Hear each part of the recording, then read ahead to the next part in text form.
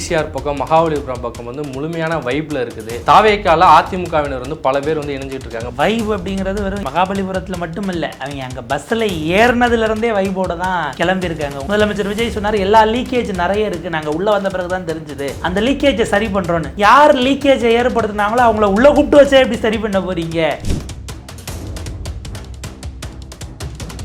பாஜக எப்பயுமே புதிதாக யாரை இணைத்தாலும் அவங்க மீது இருக்கிற வழக்கு இருக்கும், அதுல வந்து நாங்க தலையிட மாட்டோம்னு சொல்லுவாங்க. அதே தானே தாவேக்காவும் இப்ப சொல்றாங்க. தொட்டவனை விட மாட்டோம்னா விட மாட்டேங்கிறது ஒரு சாம்பிளை காட்டுங்களேன். யார் அங்க ஆர்கனைஸ் பண்ணி நிகழ்ச்சி சேரு உணவு பொட்டெல்லாம் சிற்றுண்டி வைக்கிறதுன்னு பார்த்தா அவங்களே வச்சுக்கிறாங்க. ரெண்டாவது போய் அவங்க உள்ள வராங்கன்னா அவங்களுக்கு லாபம் இல்லாம எப்படி வருவாங்க? உங்க கட்சியில சேர்ந்து சம்பாதிக்க மாட்டாங்கன்னு நீங்க உத்தரவாதம் கொடுக்க முடியுமா? வருகிற 10ஆம் தேதி விஜய் அவர்கள் கரூர் போகிறார். செந்தில் பாலாஜி அவர்களை கைது செய்யணும்னு சொல்லி தனிப்படை அமைக்கப்பட்டதாக தகவல் வெளியாகி, அவர் கரூருக்கு முதல்ல பிரச்சாரம் பண்ண தான் போறாரு. தாவேக்கால் நண்பர்களிடம் கேட்க வேண்டியது, ஏன் அவர் கரூருக்கு போலன்னு கேட்ட போது நீங்க என்னெல்லாம் சொன்னீங்க? உச்சநீதிமன்றத்துல வழக்கு இருக்கு, உச்சநீதிமன்ற நீதிபதியினுடைய பர்மிஷன் வாங்கணும், நீதிமன்றம் அனுமதிச்சிருச்சா? உச்சநீதிமன்றத்தில் எந்த பெஞ்ச் உங்களுக்கு கொடுத்துச்சு? அப்ப அதெல்லாம் நீங்க சொன்னதுங்கிறது சால்ஜாப்பு, உங்களுக்கு விருப்பம் இல்லை. மத்திய அரசுடன் தாவேக்கா அரசு ரொம்ப இணக்கமாக போகுது அப்படின்னு ஒரு பார்வை இருக்கு. உங்களுடைய பார்வை என்னது? ரொம்ப இணக்கம்ங்கிறத தாண்டி நம்ம ஆட்சி தான் நடக்குதுன்னு அவங்க நினைக்கிற இடத்துக்கு இது போகுதோன்னு எனக்கு ஒரு எண்ணம் இருக்கிறது. இதே கவர்னர் தான் கேரளாக்கு, அங்க பார்த்தா முதலமைச்சரோட ஏறத்தாழ குடுமி இருந்துன்னா பிடிச்சி சண்டை போடுற நிலைமையில தான் இருக்கிறாங்க. ஆனா இங்க பார்த்தா வரலாற்று நிகழ்வுங்கிறாரு. பாஜகவினுடைய திட்டங்களில் எதிர்க்க வேண்டியது நீங்க எதிர்க்காம இருக்கிறதா நமக்கு சந்தேகத்தை கிளப்பக்கூடியதாக இருக்கிறது.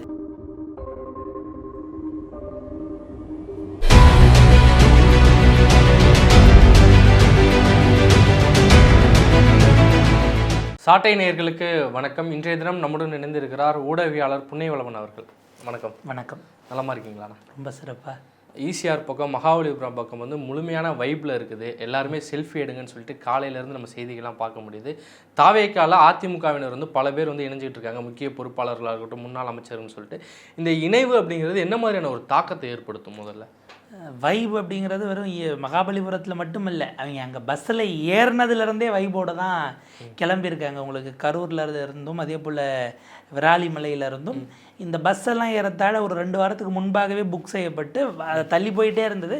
ஒரு வழியாக இப்போ அதை நோக்கி வந்திருக்கிறது. அதிமுக கொஞ்சம் கொஞ்சமாக கரைகிறதான்னு ஒரு பக்கம் கேள்வி வைக்கலாம். செங்கோட்டையன் அவர்கள் சொல்லிட்டாரு, அந்த பக்கம் விஜயபாஸ்கர் அவர்களே சொன்னார் நினைக்கிறேன், அந்த பக்கம் வெறும் லெட்டர் பேட் மட்டும் தான் மிச்சம் இருக்குது, மீதி எல்லாம் அந்த பக்கம் வந்துட்டோம் அப்படின்னு சொன்னார். ஒரு வகையில் பார்த்தா தாவேக்கா என்கிற தூய சக்தி அதிமுகவில் யார் யார் மேலெல்லாம் புகார் இருந்ததோ அவங்களெல்லாம் உள்ளே கொண்டு வந்தது. அதாவது முதலமைச்சர் விஜய் சொன்னார் எல்லா லீக்கேஜ் நிறைய இருக்குது, நாங்கள் உள்ளே வந்த பிறகு தான் தெரிஞ்சுது அந்த லீக்கேஜை சரி பண்ணுறோன்னு. யார் லீக்கேஜை ஏற்படுத்தினாங்களோ அவங்கள உள்ளே கூப்பிட்டு வச்சா எப்படி சரி பண்ண போகிறீங்க என்கிற கேள்வி இருக்குது. தூய சக்தி முதலமைச்சருக்கு கீழே இருக்கிற டிவிஎஸ்சி வந்திருக்கக்கூடிய பல முன்னாள் அமைச்சர்களின் மீது இருக்கக்கூடிய வழக்குகள் இன்றைக்கும் விசாரணையில் இருக்குது, இன்றைக்கும் நிலுவையில் இருக்குது. நீங்கள் அவங்கள தப்பிக்கலாம் வைக்க வேண்டாம், அந்த கேஸையே எடுக்காமல் விட்டுட்டீங்கன்னு வைங்களேன், அடுத்த 5 ஆண்டுகளுக்கு அதுவே சட்டப்படி அவர்களுக்கு கிடைக்க வேண்டிய தண்டனையை கிடைக்காமல் ஊற போடுறதுங்கிறதே காப்பாற்றக்கூடிய ஒரு விஷயமாக தான் பார்க்க முடியும். ஒட்டுமொத்தமாக இந்த நிகழ்வு முதலமைச்சர் போகலை, ஏன்னா அவர் வந்து என்ன இமேஜ்னா இன்றைக்கி அவருக்கு வேறு எங்கள் அதிகாரிகள் மீட்டிங் இருக்குங்கிறது ஒன்று. ரெண்டாவது இப்போ ஊழல்வாதிகள் வழக்கு இருக்கும்போது இவர் போய் சேர்க்கக்கூடாதா அப்படின்னு ஏதோ இமேஜுக்கு யோசிக்கிறாங்களான்னு தெரியல. சேர்த்துட்டீங்க, இவ்வளவுக்கு அப்புறம் அவங்க உங்களை பார்த்தா என்ன பார்க்கலன்னா கட்சியில் நினைச்சாச்சு பொறுப்பு தர போகிறீங்க. இன்னும் சொல்ல போனால் எம்எல்ஏ சீட்டே திரும்ப கொடுக்குறதா தான் நீங்கள் ப்ராமிஸ் பண்ணியிருக்க போகிறீங்க. நீங்கள் உண்மையிலே தூய சக்தினா வேணா இப்படி எடுத்துக்கலாமே, முதலமைச்சர் விஜய் ஒரு புதிய விஷயத்தை அறிவிக்கட்டும். இப்போ ஊழல் புகாரோட யார் யாரெல்லாம் என் கட்சிக்கு வந்திருக்காங்களோ அவங்களுக்கு ஒரு பதவியும் கொடுக்க மாட்டேன், இடைத்தேர்தலில் எம்எல்ஏ சீட்டு கிடையாது, வழக்கை என்ன பண்ணுங்க, ஒரு பெட்டிஷன் கோர்ட்டில் நாங்களே போடுறோம், இவங்க மேலே இருக்க வழக்கை தினசரி விசாரணை நடத்துகிறோம், அவங்க குற்றவாளிகள்னு நிரூபிக்கப்பட்டு அதோட அவங்க ஜெயிலுக்கு போட்டோம், நிரபராதிகள்னு நீதிமன்றம் டெய்லி விசாரணை நடத்தி 6 மாதத்துலேயே ஒரு வருஷத்துலேயே முடிச்சிருச்சுன்னா அப்புறமா தான் நாங்கள் பதவி கொடுப்போம்னு தூய சக்தி அறிவிச்சா. பாஜக எப்பயுமே புதிதாக யாரை இணைத்தாலும் அவங்க மீது இருக்கிற வழக்கு இருக்கும், அதில் வந்து நாங்கள் தலையிட மாட்டோம்னு சொல்லுவாங்க. அதே தானே தாவேக்காவும் இப்போ சொல்கிறாங்க. நேற்றைய தினம்லாம் அதான் சொல்லிக்கிட்டு இருந்தாங்க. இப்போ என்னென்னா தொட்டவனை விட மாட்டோம்னா விட மாட்டேங்கிறதுக்கு ஒரு சாம்பிளை காட்டுங்களேன். அவங்க அதாவது அவங்க ஊழல் செய்யலை, நிரபராதிகள் நிரூபித்த பிறகு சேரட்டும், எங்களுக்கு தடை இல்லைன்னு ஏன் உங்களால் அறிவிக்க முடியல? வந்தால் நமக்கு லாபம்னு பார்க்குறீங்க. அதை விட முக்கியமாக இப்போ இவங்களுக்கு நேற்றைக்கு நடந்த அந்த கூட்டணி கட்சி கூட்டத்தை இதை நான் வச்சு ஒப்பிட்டு பார்க்கும்போது திமுக தனித்திருப்பதாக நிறுவ வேண்டிய தேவை இருக்கிறது. அதிமுக கட்சியே ஒட்டுமொத்தமாக கரைந்து விட்டதுன்னு நிறுவ வேண்டிய தேவை இருக்குது. இவங்க 2 பேரும் வீக்காக இருக்கும்போது நம்ம மட்டும்தான் இருக்கோங்கிறத இது அத்தனையுமே அந்த இமேஜை பில்டு பண்ணுறதுக்கான வேலையாக தான் நம்ம பார்க்க வேண்டியிருக்கு. நீங்கள் இதுக்கு முன்பாக எத்தனையோ கட்சியிலேருந்து இங்கேயும் வந்து சேருவாங்க. யார் அதை ஆர்கனைஸ் பண்ணுவானா, அதாவது அந்த கூட்டத்தை நடக்கக்கூடிய இடம் அந்த கட்சியினுடைய அலுவலகமாக இருக்கும் பெரும்பாலும். இது ஒரு 5 ஸ்டார் ஹோட்டலோ 7 ஸ்டார் ஹோட்டலுக்கு போகிறாங்க. 7 ஸ்டார் ஹோட்டலுங்கிறத விடுங்க, யார் அங்கே ஆர்கனைஸ் பண்ணி நிகழ்ச்சி சேரு எங்கள் மிக்சர் இது வைக்கிறது, அவங்களுக்கு உணவு பொட்டெல்லாம் சிற்றுண்டி வைக்கிறதுன்னு பார்த்தா அவங்களே வச்சுக்கிறாங்க. பஸ்ஸை ஏற்பாடு பண்ணதும் அவங்க தான். ஒரு ஏறத்தாழ 500 கார்கள் 200 பேருந்துகளில் வந்திருக்கிறாங்க. ஆனால் 2 விஜயபாஸ்கரும் ஒரு விஷயத்தை புரிஞ்சுக்கிட்டாங்க. நம்ம போய் அந்த திறக்காத கேட்டு வாசல் நின்று கதவை திறங்கன்னு கேட்கறதுங்கிறது அவங்கள இங்கே வர அது வேண்டாம். நம்மளே இன்னைக்கு நடந்த கூட்டம் வழக்கமாக நடக்கிற எல்லா தாவேகா கூட்டத்தை விடவும் இன்னைக்கு பெரிய ஒரு பதற்றமோ தள்ளுமுள்ளோ கம்பேரிட்டிவ்லி கம்மியாக இருந்துச்சு.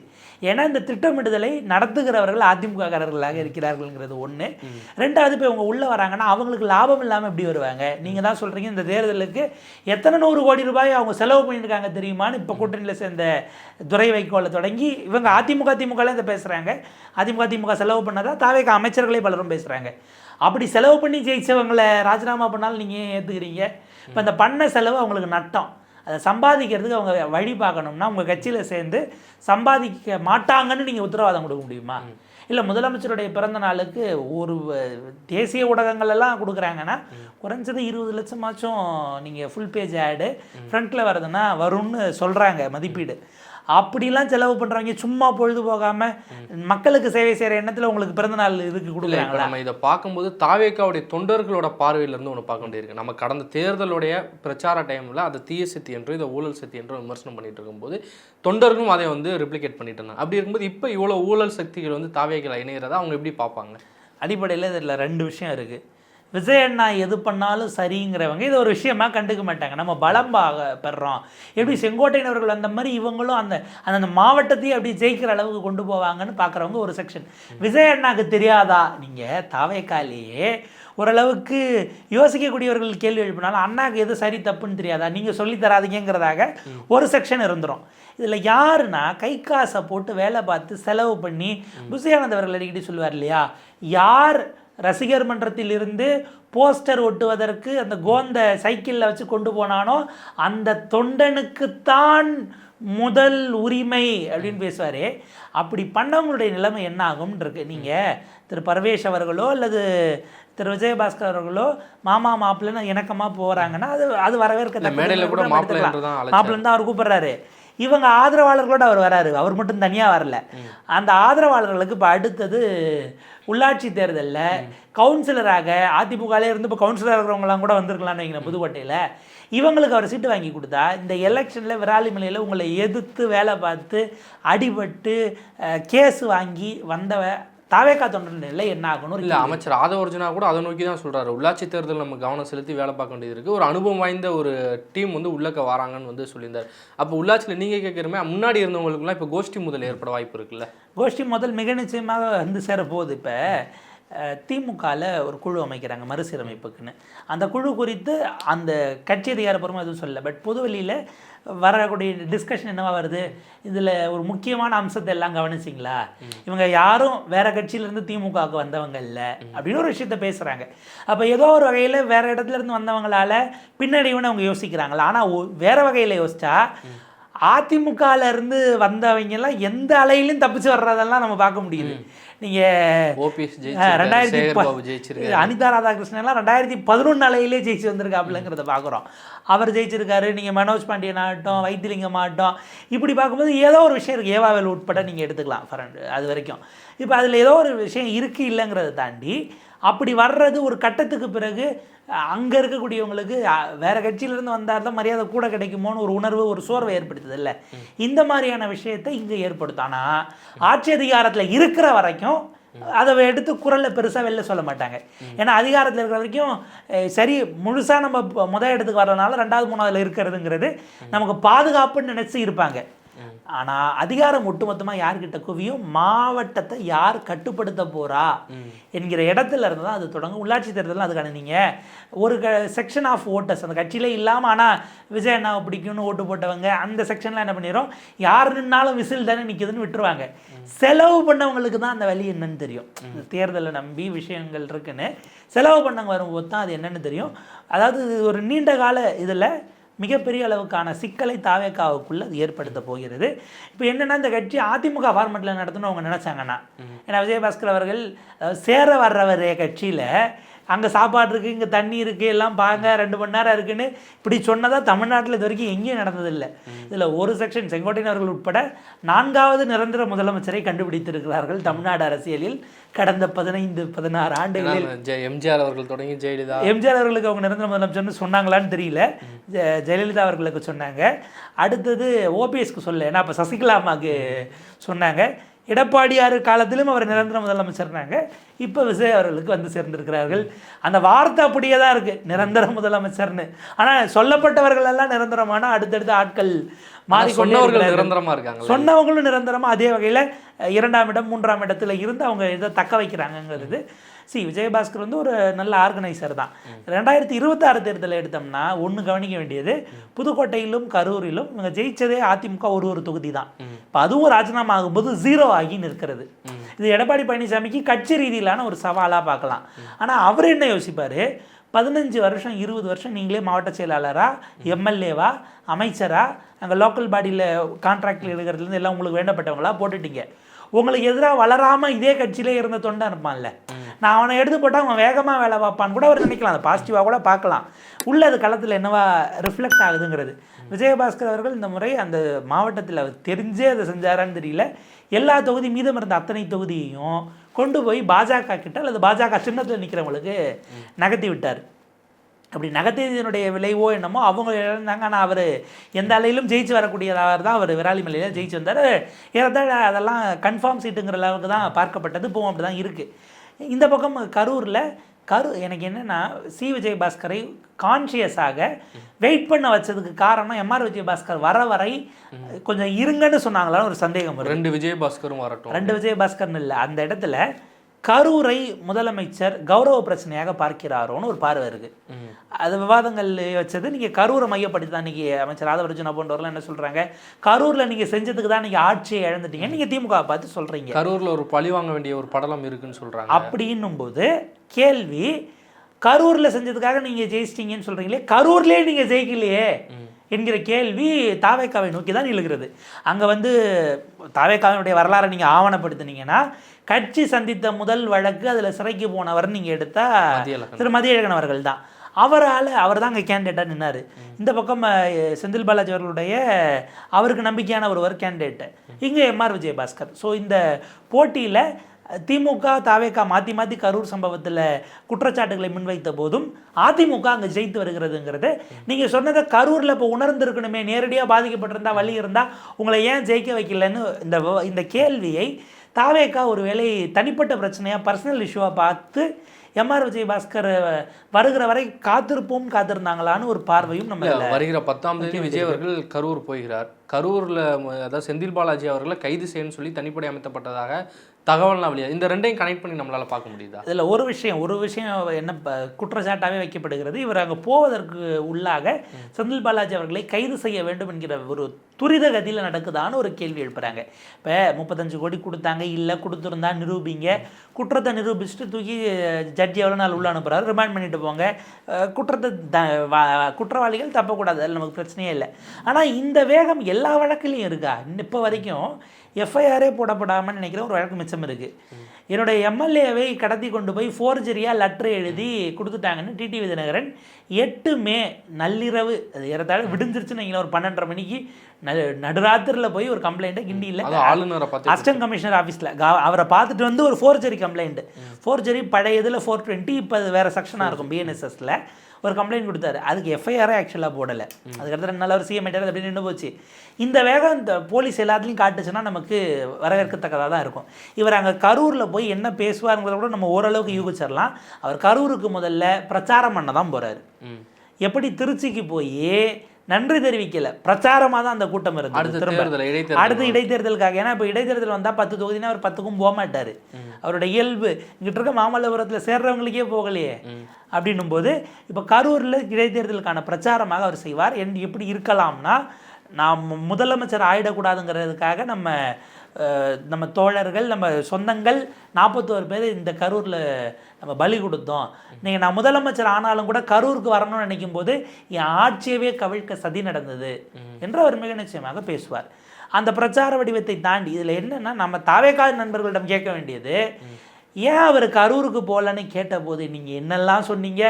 உச்சநீதிமன்றத்தில் வழக்கு இருக்குது, உச்சநீதிமன்ற நீதிபதியுடைய பர்மிஷன் வாங்கணும், பர்மிஷன் கிடைக்கலன்னா போக முடியாது அப்படின்லாம் சொல்லி. ஏன்னா இவர் அன்னைக்கு அவர் ஒரு கட்சி தலைவர் தான், அவர் புகழ் பெற்றவர்.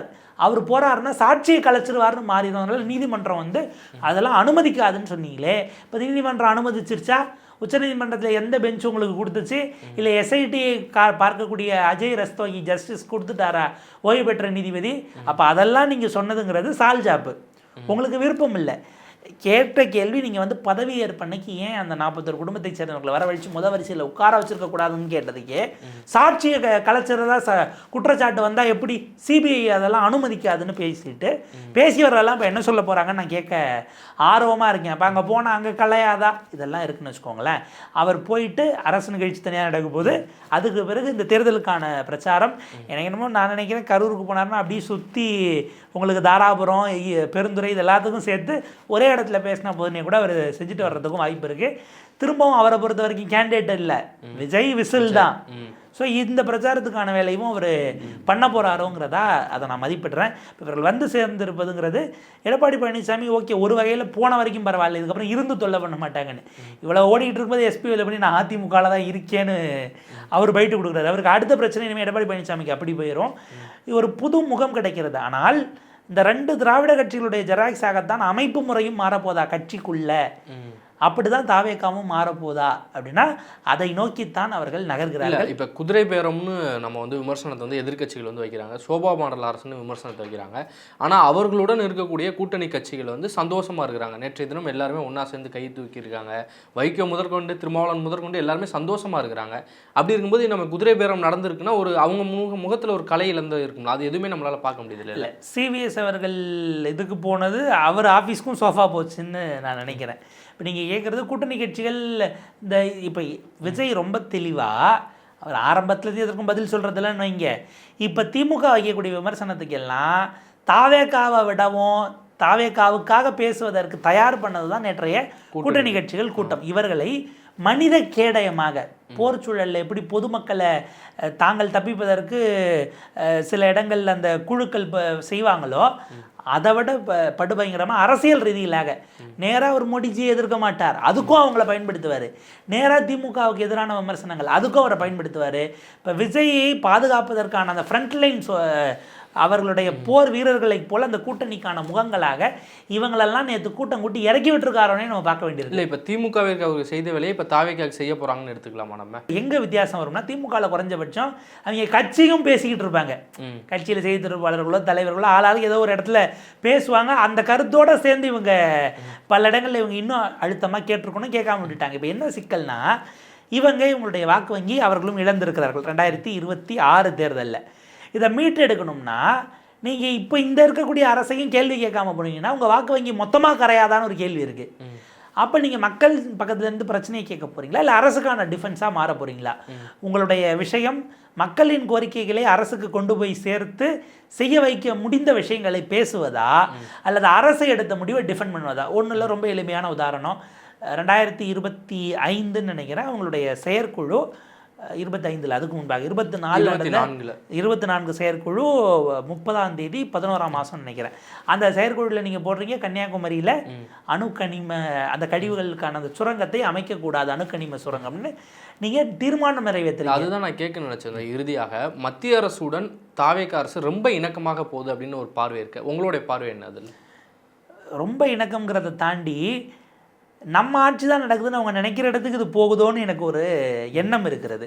நீங்கள் இதே கவர்னர் தான் கேரளாவுக்கு, அங்கே பார்த்தா முதலமைச்சரோட ஏறத்தாழ குடுமி இருந்துன்னா பிடிச்சி சண்டை போடுற நிலைமையில் தான் இருக்கிறாங்க. வந்தே மாதரத்தில் நீங்கள் எப்படி வரியை கட் பண்ணுவீங்கன்னு அவர் கேட்க, வந்தே மாதரம் பாடணும்னா கட்டாயம் எல்லாம் கிடையாது, உள்துறை அமைச்சகம் சொல்லியிருப்பது அறிவுறுத்தல் தான். இவர் பேச அதில் இருக்கக்கூடிய வரிகள் எல்லாம் அது ஒரு மதம் சார்ந்து இருக்குது, முடியாது, நீங்கள் எங்களுக்கு டிக்டேட் பண்ண முடியாதுன்னு காங்கிரஸ் நேரடியாக, அதே காங்கிரஸ் தான் இங்கே கூட்டணி அமைச்சரவையில் இருக்கிறாங்க. ஆனால் இங்கே பார்த்தா வரலாற்று நிகழ்வுங்கிறாரு. சட்டமன்றத்தில் இவர் வெளிநடப்பு பண்ணாமல் இவர் வாசித்தது என்பது வரலாற்று நிகழ்வுன்னு கவர்னரே ஒரு புதிய பாராட்டு பத்திரம் வாசிக்கக்கூடிய இடத்துல இருக்குது. பாஜகவினுடைய திட்டங்களில் எதிர்க்க வேண்டியது நீங்கள் எதிர்க்காமல் இருக்கிறதா நமக்கு சந்தேகத்தை கிளப்பக்கூடியதாக இருக்கிறது. இந்த கட்சிகள் எனக்கு என்னென்னா இப்போ கூட்டணி கட்சிகளுடைய நிலை தான் ரொம்ப பரிதாபத்துக்குரியதா அல்லது ஒரு நெருக்கடின்னு நான் பார்க்குறேன். எங்கேருந்து நான் கேள்வி எழுப்புறேன்னா, இந்த கூட்டணி கட்சிகள் எல்லாம் இந்த 100 நாள் வேலை திட்டத்தை 125 நாள்னு கொண்டு வருகிறார்கள் அப்படின்னும் போது அருண்ராஜ் அதை எதிர்த்த வீடியோ வைரலாக போயிட்டுருக்கு. அவர் அப்போ கட்சியினுடைய இதே மாதிரியான கொள்கை பரப்பு பொதுச் செயலாளர் நினைக்கிறேன் அப்படி இருந்தார். அதை அவர் எதிர்த்த வீடியோ இன்றைக்கி உங்கள் அரசாங்கம் அதை ஆதரித்து அதை ஏற்றுக்கொண்டு சட்டத்தை இயற்றியிருக்கிறார்கள். கொடுமை என்னென்னா 4000 கோடி ரூபாய் கூடுதல் நிதி சுமைன்னு மாணிக்கம் தாகூர் 20 நாளைக்கு முன்னாடி ட்வீட் போட்டார். நேற்று இந்தியாவினுடைய கருப்பு நாள் அப்படின்னு காங்கிரஸ் கட்சி நேற்று இது அமல்படுத்தப்பட்டதை வர்ணிக்கிறது. நாடாளுமன்றத்தில் அந்த சட்டத்தை எதிர்த்து காங்கிரஸ், 2 கம்யூனிஸ்ட்டு, IUML, VCK எல்லாரும் நீங்கள் அந்த உண்மையான ஒரிஜினல் சட்டத்தை எதிர்த்து மசோதாவை எதிர்த்து வாக்களிக்கிறீங்க. அந்த மசோதாவை எதிர்த்து ஸ்டாலின் கொண்டு வந்த தீர்மானம், அன்றைய முதலமைச்சராக இருந்து கொண்டு வந்த தீர்மானத்தை எதிர்த்த தீர்மானத்தை ஆதரிக்கிறீர்கள். ஏன்னா அப்போ எதிர்க்கிறது தான் எங்களுக்கு வேணும்னு. சட்டமன்றத்துக்குள்ளே இது குறித்து ஏதாவது ஒரு சின்ன இன்ஃபர்மேஷனையாச்சும் நாங்கள் பாஸ் பண்ணிவிட்டு அதை அரசு நிலைப்பாட்டை மாற்றலாம். அது அரசினுடைய அதை செய்யறதுக்கு சட்டத்தில் இடம் இருக்கானா இருக்குது.